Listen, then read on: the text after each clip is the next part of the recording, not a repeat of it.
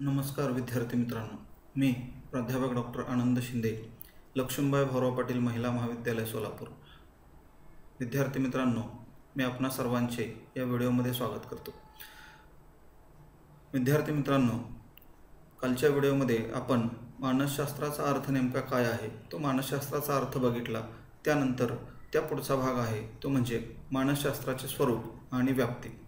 मानसशास्त्राचे स्वरूप आणि व्याप्ती बघत असताना आपण मानसशास्त्राचा अर्थ बघितला आहे की मानसशास्त्र हे आत्म्याचे शास्त्र आहे किंवा मानसशास्त्र म्हणजे मनाचे शास्त्र आहे किंवा मानसशास्त्र हे मानवी आणि मानवेतर प्राण्यांच्या वर्तनाचे शास्त्र आहे.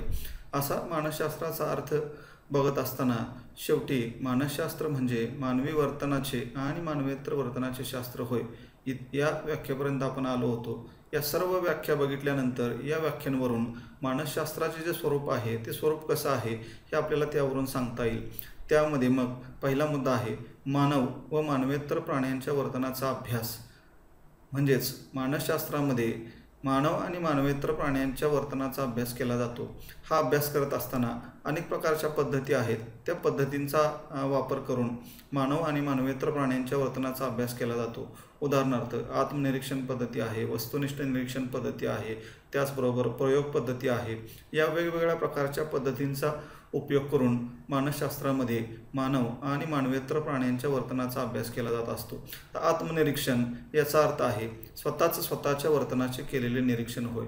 वस्तुनिष्ठ निरीक्षण म्हणजे दुसऱ्याने किंवा दुसऱ्याच्या वर्तनाचे आपण केलेले निरीक्षण होय. प्रयोग पद्धती म्हणजे प्रयोगशाळेमध्ये एखादा प्रयोग करणे, मग तो मानवावर असेल मानवेतर प्राण्यांवर असेल, तो प्रयोग करणे आणि त्या प्रयोगाच्या माध्यमातून एखादी गोष्ट अभ्यासणे. म्हणजे मानसशास्त्रामध्ये मानव असेल किंवा मानवेतर प्राणी असतील, मग त्याच्यामध्ये मांजर असेल किंवा कुत्रा असेल, माकड असेल, यासारख्या अनेक प्राण्यांवर प्रयोग करून मानसशास्त्रामध्ये मानवाच्या आणि मानवेतर प्राण्यांच्या वर्तनाचा अभ्यास करण्याचा प्रयत्न या अगोदर देखील केला गेलेला आहे. आणि या सर्व अभ्यासामधून किंवा या सर्व वेगवेगळ्या प्रकारच्या अभ्यास पद्धती वापरून जे काही प्रयोग केले जातात किंवा जो काही अभ्यास केला जातो त्या सर्व अभ्यासांवरून वेगवेगळ्या प्रकारचे नियम आणि सिद्धांत प्रस्थापित केले जातात. म्हणून मानसशास्त्राच्या स्वरूपामध्ये पहिला मुद्दा आहे तो म्हणजे मानव आणि मानवेतर प्राण्यांच्या वर्तनाचा अभ्यास मानसशास्त्रामध्ये केला जातो. त्यानंतर मानसशास्त्राच्या स्वरूपामधला दुसरा पॉईंट आहे तो म्हणजे मानसशास्त्र हे एक वास्तववादी शास्त्र आहे. आपण मागच्या व्हिडिओमध्ये शास्त्राचे दोन प्रकार बघितले, एक म्हणजे आदर्शवादी शास्त्र आणि दुसरा म्हणजे वास्तववादी शास्त्र. तर आदर्शवादी शास्त्र काय करतात तर आदर्शवादी शास्त्र एखादी घटना घडल्यानंतर ती घटना मानवाच्या दृष्टिकोनातून चांगली आहे किंवा वाईट आहे, योग्य आहे किंवा अयोग्य आहे, इष्ट आहे किंवा अनिष्ट आहे, अशा प्रकारचा अभिप्राय त्या घटनेच्या संदर्भात देतात किंवा मानवावर त्याचा काय परिणाम होणार आहे या संदर्भात ते अभिप्राय देत असतात. मात्र वास्तववादी शास्त्र जे असतात ते वास्तववादी शास्त्र एखाद्या घटनेचं जसंच्या तसं वर्णन करून सांगतात. जशी वस्तुस्थिती आहे, जसं सत्य घडलेलं आहे तेच सांगतात, त्याच्यामध्ये स्वतःचं काही घालत नाही. म्हणजेच भौतिकशास्त्र असेल, रसायनशास्त्र असेल, जीवशास्त्र असेल, यासारख्या शास्त्रांचा अभ्यास हा वास्तववादी शास्त्र म्हणून केला जातो. त्याचसारखं मानसशास्त्र हे देखील एक वास्तववादी शास्त्र आहे. कारण मानसशास्त्र मानवी वर्तनाबाबतची कारणमीमांसा करते. म्हणजे मानवाचं एखादं वर्तन घडलं तर ते वर्तन का घडलं, कसं घडलं, त्या वर्तनाचा नेमका काय परिणाम झाला या संदर्भातली कारणमीमांसा जी आहे ती कारणमीमांसा मानसशास्त्र करत असते. आणि एखादं विशिष्ट वर्तन घडलं तर ते का घडले हे सांगण्याचा प्रयत्न करते. म्हणजेच जसं तत्त्वज्ञान आहे, धर्मशास्त्र आहे, नीतिशास्त्र आहे, हे काय करत असतात, ही आदर्शवादी शास्त्र आहेत. ही आदर्शवादी शास्त्र काय करतात की एखादं वर्तन घडल्यानंतर ते वर्तन चांगलं आहे का वाईट आहे किंवा योग्य आहे का अयोग्य आहे, इष्ट आहे का अनिष्ट आहे, अशा प्रकारचा अभिप्राय देतात. मात्र मानसशास्त्र हे वास्तववादी शास्त्र असल्यामुळं अशा प्रकारचा अभिप्राय न देता एखादं वर्तन घडलेलं असेल तर ते का घडलं, कसं घडलं आणि त्याचा परिणाम नेमका काय झाला हे वास्तव स्वरूप लोकांच्या समोर मांडण्याचा प्रयत्न करतात आणि पूर्वग्रहविरहित व वास्तववादी दृष्टिकोनातून त्या वर्तनासंदर्भातले नियम आणि सिद्धांत मांडतात. म्हणून आजकाल मानसशास्त्र हे वास्तववादी शास्त्र झालेले आहे, ते आदर्शवादी शास्त्र नाही. आणि मानसशास्त्राच्या स्वरूपामधला तिसरा शेवटचा मुद्दा आहे तो म्हणजे मानसशास्त्राचा संबंध हा माणसांच्या मानसिक कृतींशी येतो. म्हणजे मानव मानवाकडं ज्या काही वेगवेगळ्या प्रकारच्या मानसिक क्षमता आहेत किंवा मानसिक कृती आहेत, मानसिक शक्ती आपण त्याला म्हणतो, या वेगवेगळ्या प्रकारच्या मानसिक शक्तींबरोबर मानसशास्त्राचा नेहमी संबंध असतो. उदाहरणार्थ अध्ययन असेल, स्मरण असेल, विचार असेल, विस्मरण असेल, स्नेह असेल, द्वेष असेल, आनंद असेल, दुःख असेल, तर्क असेल, अनुमान असेल, निष्कर्ष असतील, यासारखे जे मानसिक कृती आहेत किंवा ज्या मानसिक क्षमता आहेत त्या मानसिक क्षमतांचा अभ्यास हा मानसशास्त्रामध्ये केला जातो किंवा मानसशास्त्राचा संबंध नेहमी अशा गोष्टींचा येतो.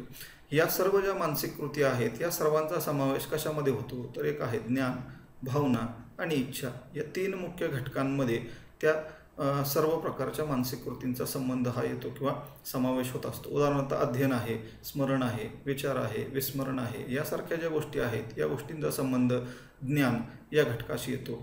त्यानंतर स्नेह असेल, द्वेष असेल, या गोष्टी ज्या आहेत या गोष्टींचा संबंध कोणाशी येतो तर भावनेशी येतो. त्यानंतर आनंद असेल, दुःख असेल, हे कधी निर्माण होतात माणसाच्या मनामध्ये तर एखादी इच्छा आपली पूर्ण झाली तर आनंद होतो, इच्छा अपूर्ण राहिली तर दुःख होतं. म्हणजेच ज्या काही मानसिक कृती आहेत या सर्व मानसिक कृतींचा समावेश ज्ञान, भावना आणि इच्छा या 3 मुख्य घटकांशी त्यांचा संबंध येतो आणि मानसशास्त्रामध्ये या सर्वांचा अभ्यास करण्याचं काम जे आहे ते केलं जातं. या सर्व कृती जेव्हा घडत असतात तेव्हा या सर्व कृतींमध्ये मानवाचा मेंदू जो आहे तो मेंदू नेहमी कृतिशील असतो आणि बाकीचे जे अवयव आहेत किंवा संवेदना आहेत या देखील कार्यशील असतात. त्यामुळे नेहमी असं म्हटलं जातं की मानसशास्त्राचा संबंध हा शरीरशास्त्राशी देखील येतो. म्हणजे मानसशास्त्र आणि शरीरशास्त्र या दोघांचा देखील अतिशय जवळचा संबंध असलेला आपल्याला दिसून येईल. म्हणजे मानसशास्त्राच्या ज्या काही अनेक व्याख्या आपण बघितल्या त्या व्याख्यांवरून मानसशास्त्राचा संबंध हा मानसिक कृतींशी येतो किंवा मानसशास्त्र हे एक वास्तववादी शास्त्र आहे आणि मानसशास्त्रामध्ये मानव आणि त्याचबरोबर मानवेतर प्राणी असतील त्या प्राण्यांचा अभ्यास केला जातो. अशा पद्धतीने आपणाला मानसशास्त्राचे स्वरूप स्पष्ट करता येऊ शकते. त्यानंतर आपण दुसऱ्या गोष्टीकडे जाणार आहे ते म्हणजे मानसशास्त्राची व्याप्ती.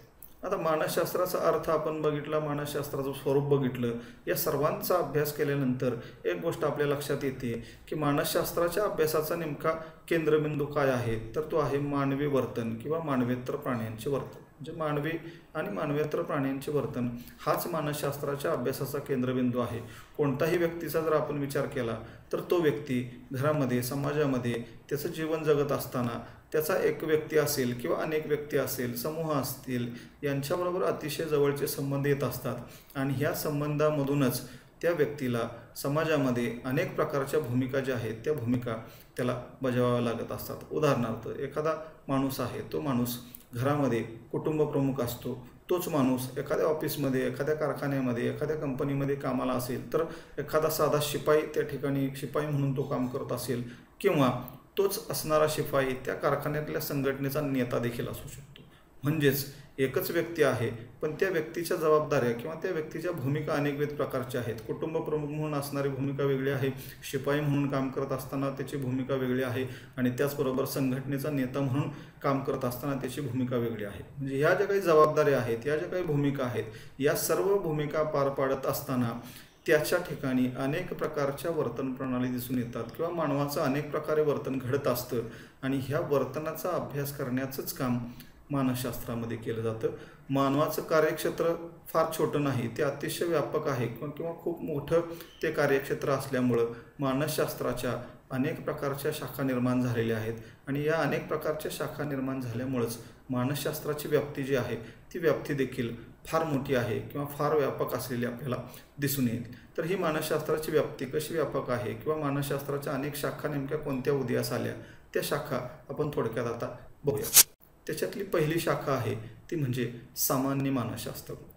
आता सामान्य मानसशास्त्र म्हणजे नेमकं काय तर व्यक्तीच्या परिसराच्या संदर्भातील सामान्य कृतींचा अभ्यास करणारी शाखा म्हणजे सामान्य मानसशास्त्र. म्हणजे आत्ताच आपण जसं उदाहरण बघितलं की सामान्य मानसशास्त्र म्हणजे व्यक्तीच्या सामान्य वर्तनाचा अभ्यास करणारी शाखा किंवा माणसाच्या सामान्य कृतींचा अभ्यास करणारी शाखा. जसं आत्ताच आपण उदाहरण मी म्हटलं की एक व्यक्ती आहे, ती व्यक्ती कुटुंबामध्ये कुटुंब प्रमुख आहे किंवा एखाद्या कार्यालयात शिपाई आहे किंवा एखाद्या संघटनेचा नेता आहे. म्हणजे ती सामान्य जीवन जेव्हा जगत असते तेव्हा त्या सामान्य जीवनाचा परिणाम जो आहे किंवा तो सामान्य जीवन जगत असताना त्याचे जे काही वर्तन घडून येतात त्या वर्तनाचा अभ्यास करण्याचं काम ज्या शाखेमध्ये केलं जातं त्याला सामान्य मानसशास्त्र असं म्हणतात.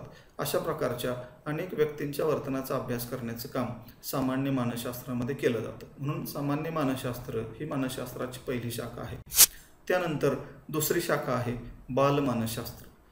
त्या बालमानसशास्त्र या शब्दावरूनच आपल्याला या मानसशास्त्राच्या शाखेचा अर्थ थोडासा अभिप्रेत होतो की ज्या मानसशास्त्राच्या शाखेमध्ये बालकांच्या वर्तन वैशिष्ट्यांचा अभ्यास केला जातो त्या मानसशास्त्राच्या शाखेला बालमानसशास्त्र असं म्हटलं जातं. म्हणजे लहान मुलं असतील, बालकं असतील, त्या बालकांच्या किंवा लहान मुलांच्या वर्तनाचा अभ्यास ज्या शाखेमध्ये केला जातो त्याला बालमानसशास्त्र असं म्हणतात. उदाहरणार्थ एखादा बालक जन्मतःच त्याची जी अवस्था असते म्हणजे त्याला आपण बाल्यावस्था म्हणतो, त्याच्यानंतर पौगंडावस्था येते, कौमार्यावस्था येते, कुमारावस्था येते किंवा प्रौढावस्था येते, युवावस्था येते, वृद्धावस्था येते. म्हणजेच माणसाच्या जीवनामध्ये या अनेक प्रकारच्या ज्या काही अवस्था येत असतात त्या प्रत्येक अवस्थेनुसार त्या बालवर्तनाची किंवा त्या बालकाची कोणकोणती नेमकी वैशिष्ट्ये आहेत या वर्तन वैशिष्ट्यांचा अभ्यास करणारी शाखा म्हणजे बालमानसशास्त्र होय असं म्हटलं जातं. म्हणून या बालमानसशास्त्रामध्ये बालकांच्या वर्तन वैशिष्ट्यांचा अभ्यास करण्याचं काम जे आहे ते केलं जातं. त्यानंतर मानसशास्त्राची तिसरी शाखा आहे ते म्हणजे शरीर मानसशास्त्र. तर शरीर मानसशास्त्र परत त्या शब्दावरून त्या मानसशास्त्राच्या शाखेचा अर्थ आपल्याला कळतो की मानवी शरीरामध्ये असणाऱ्या ज्या काही विविध संस्था आहेत, अवयव आहेत यांचा वर्तनाशी असलेला संबंध अभ्यासणारी शाखा म्हणजे शरीर मानसशास्त्र. म्हणजेच उदाहरणार्थ आपल्या शरीरामध्ये अनेक प्रकारच्या संस्था असतात, अनेक प्रकारचे अवयव असतात किंवा अनेक प्रकारचे ग्रंथी असतात. त्या ग्रंथींचा जो स्त्राव आहे तो स्त्राव कशा प्रकारे स्रवत असतो त्याच्यावरून मानवाच्या वर्तनामध्ये बदल होत असतो. म्हणजे तो ग्रंथीस्राव जर नॉर्मल राहिला तर माणसाचं वर्तन हे नॉर्मल राहतं. तो ग्रंथीस्राव जर अधिक प्रमाणामध्ये झाला तर मानवाच्या वर्तनामध्ये थोडासा बदल झालेला दिसतो किंवा त्याच्या शरीरावर देखील परिणाम झालेला दिसतो. म्हणजे ग्रंथीस्राव जर अधिक प्रमाणामध्ये झाला एखाद्या तर तो व्यक्ती जो आहे तो जाड बनतो. एखाद्या ग्रंथीचा स्राव कमी झाला तर तो व्यक्ती आहे तो अतिशय कृश अशा प्रकारचा दिसतो. किंवा एखाद्या ग्रंथीचा स्राव अधिक प्रमाणामध्ये झाला तर एखादी व्यक्ती रागीट बनते. एखाद्या ग्रंथीचा स्राव कमी प्रमाणामध्ये झाला तर ती व्यक्ती अतिशय चंचल बनते. म्हणजे अशा पद्धतीनं माणसाच्या शरीरामध्ये असणारे जे काही अवयव आहेत किंवा ग्रंथीस्राव आहेत त्या ग्रंथीस्रावांचा देखील माणसाच्या वर्तनाशी संबंध आहे. म्हणून या सर्व गोष्टींचा अभ्यास ज्या मानसशास्त्राच्या शाखेमध्ये केला जातो त्याला शरीर मानसशास्त्र असं म्हटलं जातं. त्यानंतर मानसशास्त्राची चौथी शाखा आहे ती म्हणजे अपसामान्यांचं मानसशास्त्र. तर अपसामान्य किंवा त्याला दुसरा शब्द वापरलेला आहे विषम समायोजन साधणाऱ्या मनोविकृत व्यक्तींच्या वर्तनाचा अभ्यास करणारी शाखा. म्हणजे मानसशास्त्राच्या ज्या शाखेमध्ये विषम समायोजन म्हणजे जे व्यक्ती चांगल्या प्रकारे समायोजन साधू शकत नाहीत अशा मनोविकृत व्यक्तींच्या वर्तनाचा अभ्यास ज्या शाखेत केला जातो त्याला म्हणायचं अपसामान्यांचं मानसशास्त्र. आता याच्यामध्ये कुठल्या व्यक्ती येतात तर साधारणपणे आपण असं म्हणतो की वेडी माणसे असतील, मनोविकृत व्यक्ती असतील की ज्यांना स्वतः काय करतोय हे आपण कळत नाही. आणि असे ह्या सुद्धा ज्या व्यक्ती असतात त्या व्यक्तींकडून सुद्धा वेगवेगळ्या प्रकारचं वर्तन जे आहे ते वर्तन घडलं जात असतं. या सर्व प्रकारच्या वर्तनाचा अभ्यास मानसशास्त्राच्या ज्या शाखेमध्ये केला जातो त्या शाखेला अपसामान्यांचं मानसशास्त्र असं म्हटलं जातं. म्हणजे ज्या व्यक्ती नॉर्मल नाहीत, सामान्य नाहीत अशा व्यक्ती ज्या आहेत त्या सामान्य नसणाऱ्या व्यक्तींच्या मानसशास्त्राचा किंवा वर्तनाचा अभ्यास करणारी शाखा म्हणजे अपसामान्यांचे मानसशास्त्र. त्यानंतर पुढची मानसशास्त्राची शाखा आहे तिचं नाव आहे प्रायोगिक मानसशास्त्र. प्रायोगिक मानसशास्त्र म्हणजे मानसशास्त्रीय तत्वांचा प्रयोगशाळेमध्ये अभ्यास करणारी शाखा म्हणजे प्रायोगिक मानसशास्त्र. म्हणजे मानसशास्त्रीय जी तत्वे आहेत, नियम आहेत, सिद्धांत आहेत ते काय करायचे की प्रयोगशाळेमध्ये त्याच्यावर प्रयोग करायचे आणि त्याचा पडताळा घ्यायचा आणि त्याच्यावरून अनेक प्रकारचे सिद्धांत किंवा नियम मांडले जातात. अशा पद्धतीनं प्रयोगशाळेमध्ये ज्या गोष्टींचा अभ्यास करून किंवा एखाद्या मानवावर किंवा मानवेतर प्राण्यांवर अभ्यास केला जातो अशा प्रकारच्या शाखेला प्रायोगिक मानसशास्त्र असं म्हटलं जातं. उदाहरणार्थ मानव आणि मानवेतर वर्तन जे आहे या मानव आणि मानवांचं वर्तन कसं घडतं एखाद्या घटनेमध्ये हे अभ्यासण्यासाठी अनेक प्रकारचे प्रयोग मानसशास्त्रामध्ये झालेले आहेत. उदाहरणार्थ कुत्रा असेल, कुत्रा कशा पद्धतीने शिकतो, मांजर असेल, मांजर कशा पद्धतीने शिकतं किंवा माकड असेल, माकड कशा पद्धतीने शिकतं हे अभ्यासण्यासाठी पूर्वी मानसशास्त्रामध्ये असे अनेक प्रकारचे प्रयोग प्रयोगशाळेमध्ये झाले आणि त्यांच्या वर्तनाचा अभ्यास केला गेला आणि त्यांच्या वर्तनावरून मानवाचं देखील वर्तन अशाच पद्धतीनं घडू शकतं का हे पाहण्याचं काम केलं गेलं. म्हणून प्रायोगिक दृष्टिकोनातून देखील मानसशास्त्राचा अभ्यास केला जातो किंवा मानवी वर्तनाचा अभ्यास केला जातो. म्हणून या शाखेला प्रायोगिक मानसशास्त्र असं म्हटलं जातं. त्यानंतर मानसशास्त्राची पुढची शाखा आहे, तिचं नाव आहे सामाजिक मानसशास्त्र. तर परत नावामधूनच त्याचा अर्थ आपल्याला इथं अभिप्रेत होतो की सामाजिक संस्था असतील किंवा अनेक प्रकारचे सामाजिक समूह असतील यांच्या संदर्भातील व्यक्तींच्या वर्तनाचा अभ्यास करणारी शाखा म्हणजे सामाजिक मानसशास्त्र. म्हणजे इथं फक्त एकच व्यक्ती नाही, एक व्यक्ती आणि दुसरा व्यक्ती यांच्यामध्ये घडणारी आंतरक्रिया आहे आणि त्याच्यामध्ये घडणारं वर्तन जे आहे ते एका व्यक्तीचं नाही तर समूह म्हणजे एक समूह असेल, दुसरा समूह असेल, एक व्यक्ती असेल, दुसरा समूह असेल, अशा वेगवेगळ्या प्रकारच्या समूहांमध्ये व्यक्ती राहत असताना किंवा वेगवेगळ्या प्रकारच्या आंतरक्रिया करत असताना त्या व्यक्तींचं वर्तन कशा पद्धतीनं घडतं त्याचा अभ्यास करण्याचं काम सामाजिक मानसशास्त्रामध्ये केला जातो. त्यानंतर पुढची मानसशास्त्राची शाखा आहे, तिचं नाव आहे औद्योगिक मानसशास्त्र. आता औद्योगिक मानसशास्त्र म्हणजे काय तर उद्योगधंदे व कारखाने या ठिकाणी काम करणाऱ्या व्यक्तींचे परस्परातील वर्तन कसं आहे, त्यांच्या वर्तनावर प्रलोभनांचा होणारा परिणाम कसा आहे आणि मालक आणि मजूर यांच्यातील संबंध कसे आहेत या सर्वांचा अभ्यास करणारी शाखा म्हणजे औद्योगिक मानसशास्त्र होय. म्हणजेच त्या कारखान्यामध्ये किंवा एखाद्या उद्योगधंद्यामध्ये फॅक्टरीमध्ये जे अनेक प्रकारचे लोक काम करत असतात त्या अनेक प्रकारच्या लोकांचे एकमेकांशी संबंध कसे आहेत, त्यांचं वर्तन कसं घडतं त्याचा अभ्यास या ठिकाणी केला जातो.